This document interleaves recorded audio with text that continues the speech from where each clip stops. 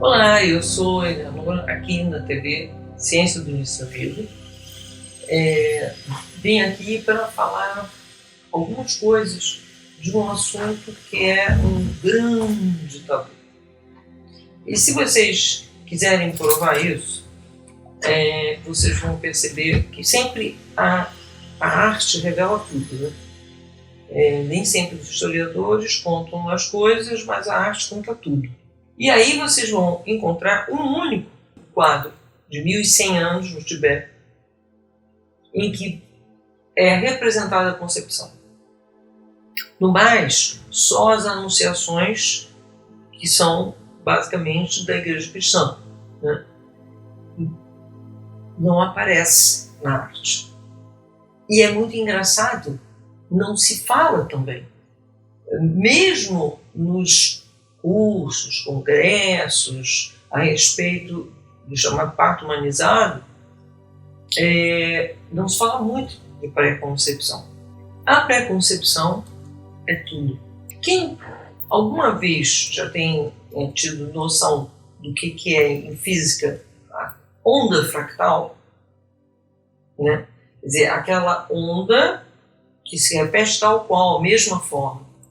Então, a concepção vai repetir no parto, vai repetir em vários momentos da vida.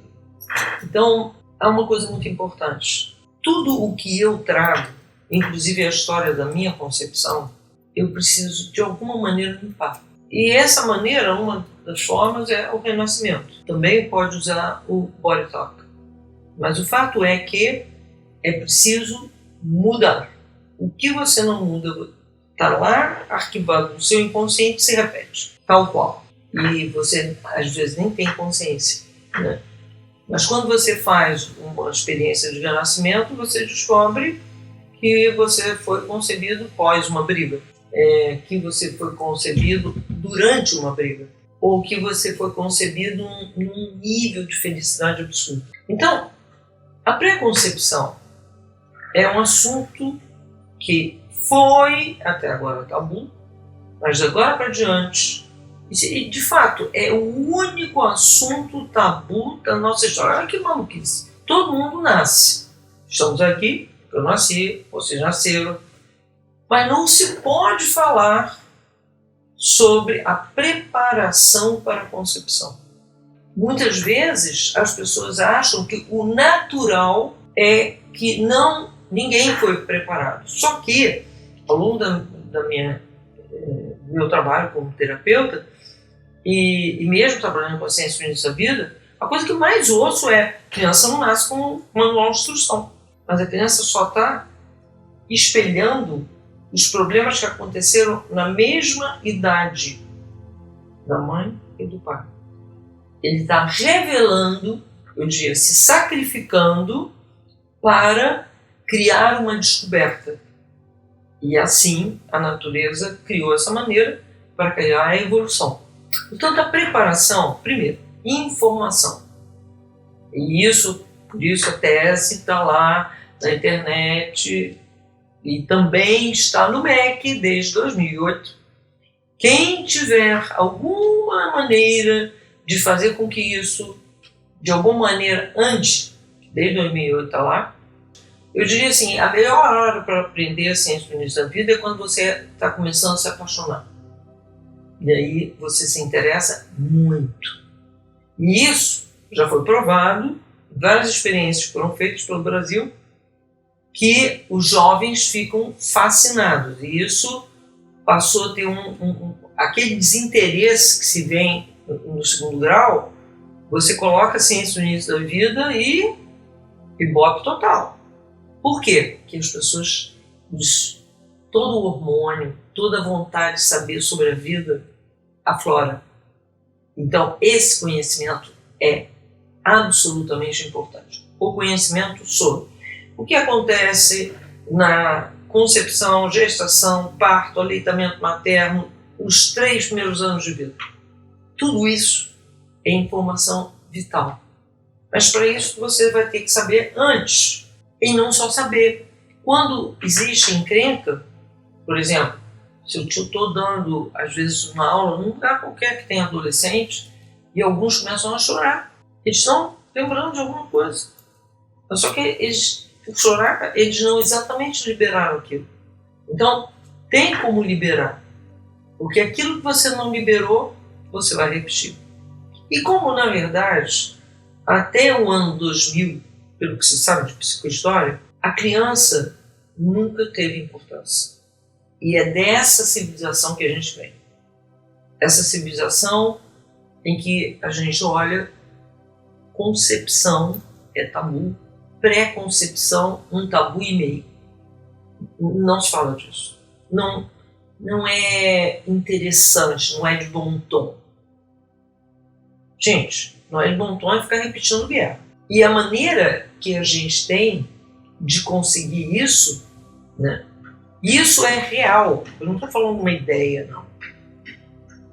Perto de Mumbai, o Kelkar criou um centro que ele, em 2012, ele publicou o resultado de 6.000 crianças cujos pais foram acompanhados bem antes de casar.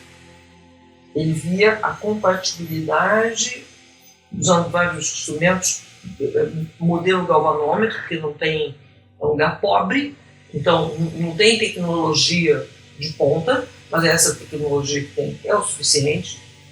E eles foram vendo a compatibilidade dos pais, acertando essa compatibilidade, acertando essas situações, foram medindo os temperamentos, as dificuldades das ondas cerebrais, enfim, até que as pessoas conceberam e, ao conceber, foram acompanhadas. Gestar foram acompanhadas, o parto, e as crianças são acompanhadas. Quando eu vi esse lugar, eu estive nele, eu tive a sensação que eu estava num pedaço de céu na terra. Eu nunca vi na minha vida esse acompanhamento dele, já tinha passado dos 6.000. E foram 35 anos. Então, muitas das 22 famílias que no centro moram são pessoas que já foram concebidas assim. Nível de felicidade, nível de alegria, a inteligência das crianças, as capacidades paranormais das crianças, é qualquer coisa. E o que ele fez lá, naquele lugar pobre, na Índia, ele criou com esses aparelhos absolutamente um galvanômetro, coisa simples. Por muito bem, com isso ele conseguiu a preparação, inclusive preparação dos casais antes de casarem, preparação para a concepção, preparação pós-concepção. Então isso é fato, isso existe, está lá. Quando você olha essa experiência desse jeito, assim, está sendo reproduzida em outras cidades da Índia. É a certeza do mundo melhor. Então, quando eu falo que a ciência do início da vida é o caminho da paz irreversível, depois dessa experiência que eu vi no Kelkar, 30, mais agora, tem mais de 40 anos, de um trabalho que atingiu mais de 6.000 pessoas num lugar que não há criminalidade. As crianças vivem uma alegria absurda. Felicidade é coisa possível. As pessoas foram ensinadas, muito da filosofia mais recente, ela é nihilista. Nós fomos afundados no materialismo alucinado. Nós estamos presos no século XIX e condenados à infelicidade para sempre. Não é verdade. É real. Por isso que eu digo que aquele lugar é o pedaço do céu na terra. Mas o mundo pode ser o pedaço do céu na terra. Como? Eu ensino nas escolas, os jovens, ter nas escolas renascedores, profissionais de body talk, profissionais que trabalhem as memórias. As memórias não têm a ver com o que muito da psicologia durante muito tempo entendeu. As memórias têm a ver com neuropeptídeos, que são as moléculas de emoção. criadas por nossos próprios neurônios, que se sabe hoje, neurônio existe desde o coração. Quando o coração começou a se formar, tem neurônio lá dentro. Nós vivemos e registramos com esses neuropeptídeos, que são moléculas que o neurônio faz com emoções negativas da sua mãe, no útero. A própria OMS e a ONU reconhecem que as mulheres são mais agredidas que os homens ao longo da vida. Mas quando o são, é quando são grávidas. Imagina quantas pessoas machucadas pelo planeta. Quantas pessoas que fazem a mesma coisa, com muita facilidade, são impulsionadas a agredir grávida.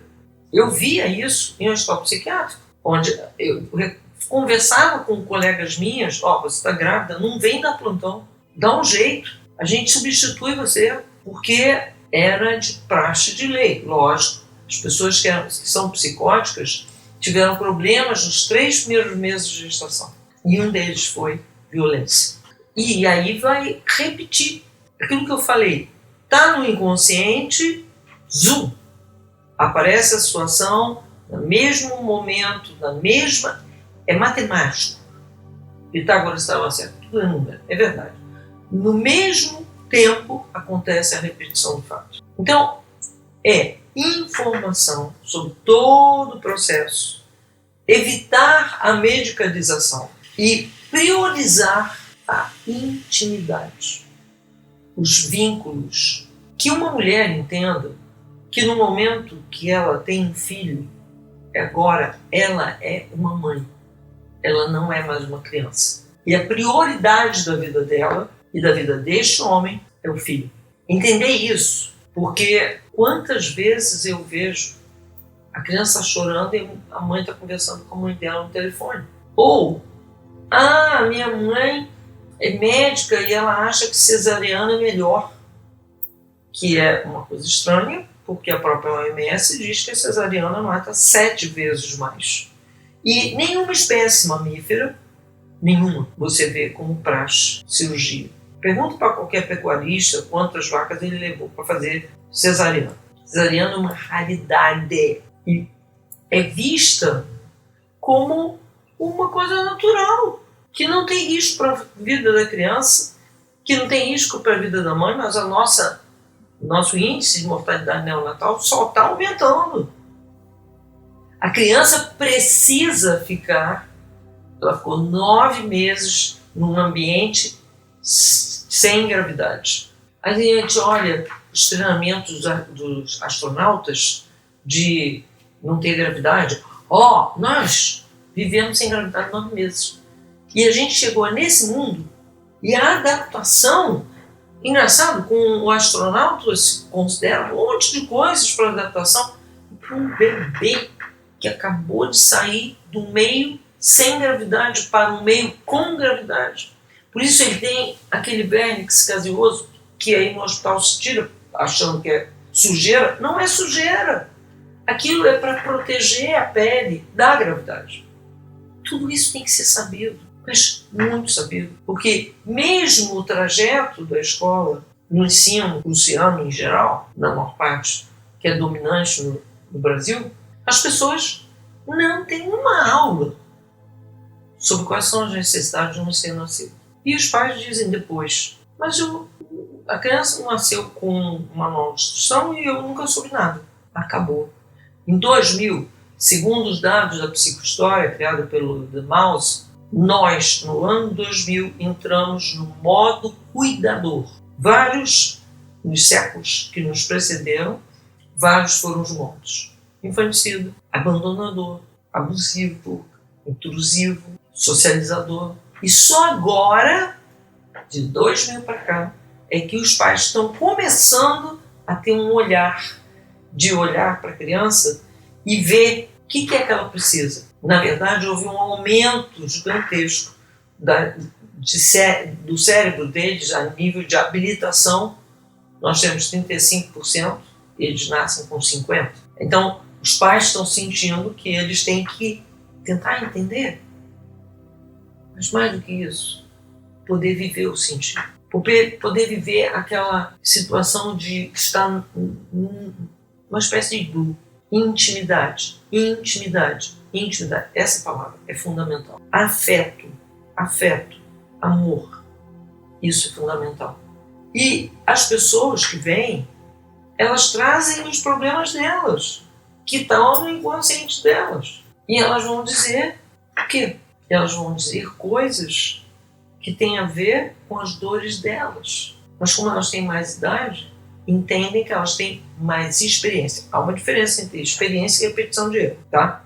Quem se informar, quem se transformar, e aí uma outra transformação que eu tenho visto quando acontece uma formação congênita ou coisa assim, é importante a decodificação do DNA. Piotr Gurdjieff, um grande biólogo russo, interessante que ontem mesmo eu entrei numa notícia sobre ele e cliquei, estava lá retirado. Na verdade, ele descobriu que o tal DNA lixo, na verdade, 95% é um código de linguagem escrita que pode ser transformado pelo comando de voz. E esse homem, ele gerou com essa informação um fato.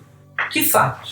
É possível que a mãe possa curar uma má formação num filho, contando a verdade. Por quê? Vamos entender, a criança não adoece. A criança, ela é aquilo que o Jung já tinha dito lá nos anos 40.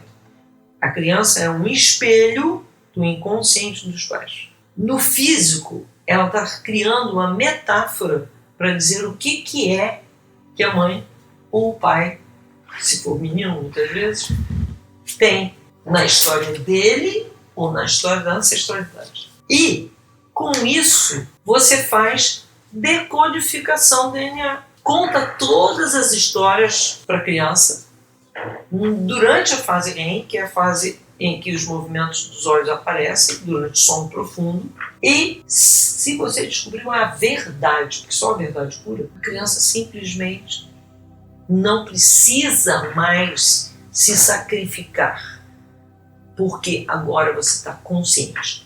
Parem e pensem.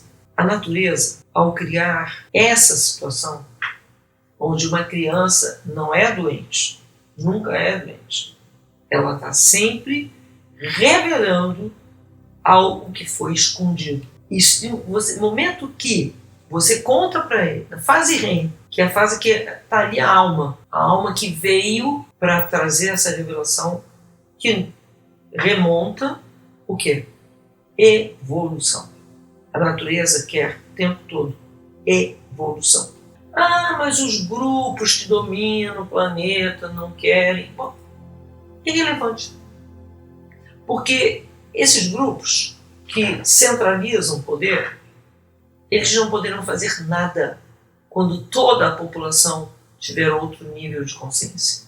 Nada. Eles vão cair de poder. Simples assim. Ninguém vai precisar fazer revolução nenhuma.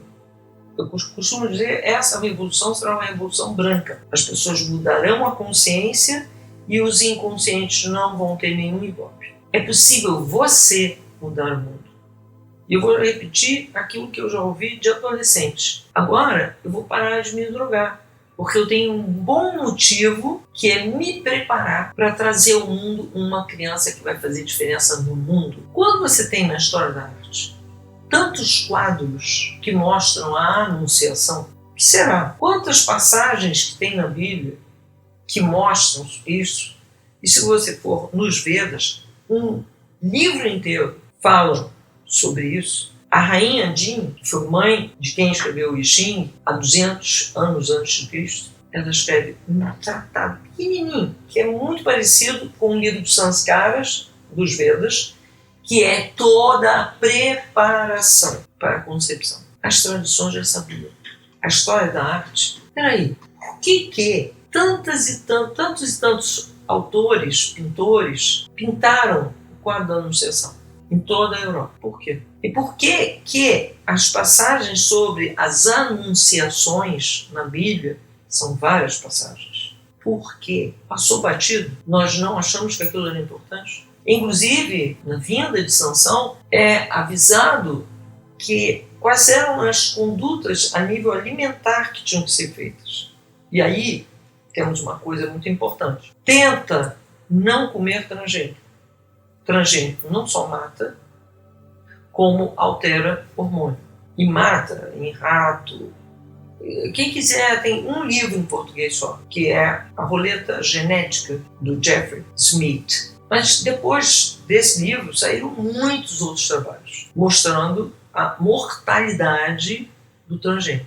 O transgênico, hoje o Brasil é o segundo país do mundo transgênico. A carne do Brasil já não é aceita na Rússia. E ela altera, o que altera o hormônio, altera a fabricação de espermatozoides. Então, ela, dentre outras coisas, ela diminui a fertilidade. Agrotóxico também.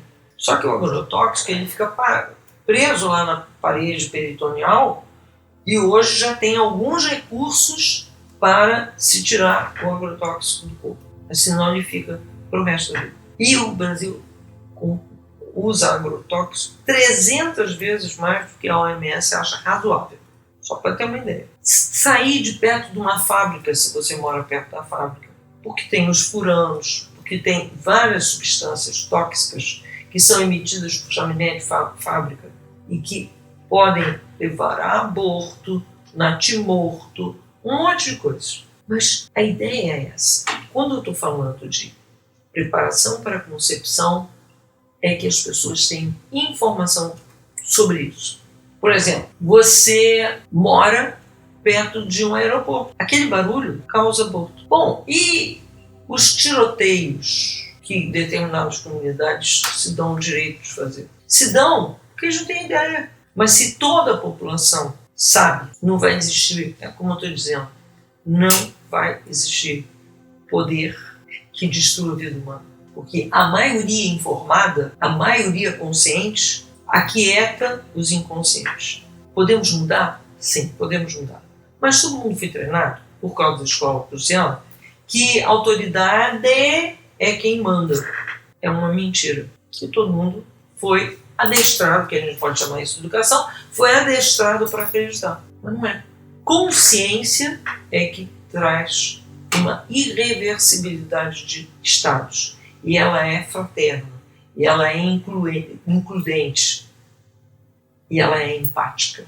Esse poder, assim, está no seu fim. Porque tanto mais, e eu entendo que muito da resistência que eu encontro em muitos lugares de poder que a ciência do início da vida se faça, estou aqui, vendo a televisão, depois de anos, andando passinho para baixo aqui no Brasil, e as coisas foram um monte de políticos que disseram que iam fazer, como é importante era, usaram para a família deles, mas nada aconteceu. Então eu estou indo de peito aberto para a população. A população precisa fazer. Mas tem uma hora que, se não for feito por quem está nesse momento, o futuro até das estruturas sociais vão mudar. Essa estrutura que é basicamente feudal, ela tenderá a desaparecer. Numa sociedade fraterna, não tem esse eixo. Então, essa sociedade fraterna, como eu vi lá na Índia, é essa sociedade fraterna onde todo mundo importa. Não tem ninguém mais importante ou menos importante, todo mundo importa. Todo mundo é responsável pelo cuidado de todo mundo. Essa sociedade, ela vai existir. Podem fazer resistência, mas a natureza já bolou isso desde 2000. As crianças estão nascendo com cérebro mais ativo. Essas crianças, esse mundo, esses pais, e na minha experiência, os pais que seguiram os conhecimentos de CIV, fizeram etapa por etapa, eles agradecem aos filhos. Vocês têm ideia, os depoimentos são absolutamente fantásticos do nível de felicidade que eles têm dentro de casa. Sabe aquele padrão? A família se encontra em datas calendáricas, porque é tal, porque é Páscoa, porque é aniversário. Mas, de fato, ninguém está feliz. Falta um espírito de real amor. isso vai terminar. Porque quando essa mulher olha aquela criança, que olha para ela como ninguém olhou nunca, e quando aquele homem é olhado por esse filho, do jeito que ele nunca foi olhado por ninguém, é outra coisa. Aquilo entra em todas as células, nunca mais sai. Sim, não é só trauma que fica, né? Felicidade também fica. Ao que você vive essa experiência, você tem um prazer de companhia que nunca mais acaba. E não é por imposição, porque, afinal de contas, você tem que me respeitar e coisas assim. Nada disso. É porque eu amo. E é aquela coisa, a melhor razão para a gente fazer alguma coisa é porque a gente ama. Mas também, a melhor razão para a gente não fazer uma coisa é porque a gente não ama. Esse amor bússola que nos remete a olhar sempre para o nosso coração. E é no nosso coração que a gente encontra a nossa consciência. E a nossa consciência que vai levar o mundo a uma transformação. Não pensem, vocês, que ficar esperando que alguém faça por você vai mudar. Você quer um filho. Se prepara para. Mas se prepara com tudo. E, em primeiro lugar, conheça você mesmo. Mas, sobre isso, vocês têm, nesse site que está aqui embaixo, você tem nos cursos que vão ser dados sobre ciências em sua vida, para multiplicadores, enfim. Nesse momento, nós estamos fazendo com a equipe, enfim, com todo mundo, e todo mundo que já passou pela experiência poder mandar o link para outras pessoas para a gente fazer uma grande corrente. Uma corrente de consciência. Uma corrente em que não é possível mais se desconhecer aquilo que já estava escrito nos livros sagrados. Não é possível. A sucessão dos erros que vem acontecendo na nossa história mundial está na hora de mudar. E quem pode mudar é aquele jovem de 15 anos. É aquela jovem de 15 anos. São todos os jovens que descobrirem esse conhecimento. Até lá.